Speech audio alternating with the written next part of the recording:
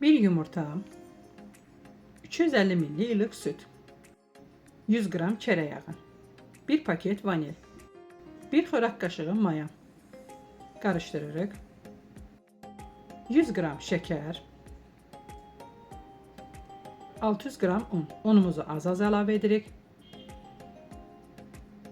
Ərzaqların dəqiq miqdarını postun altında qeyd edəcəm.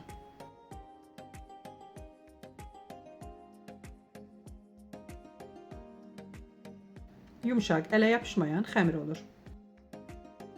100 qram damla şokolatı əlavə edib qarışdırırıq. Xəmirimizi 50 dəqiqə acımağa qoyuruq. Sonra kündələyirik.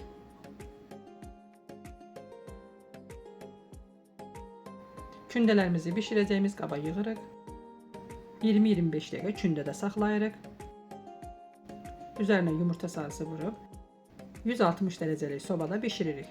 Dadlı reseptlər üçün izləmədə qalın. Hazırlayacaq olanlara əvvəlcədən nuş olsun. İzlədiyiniz üçün təşəkkürlər.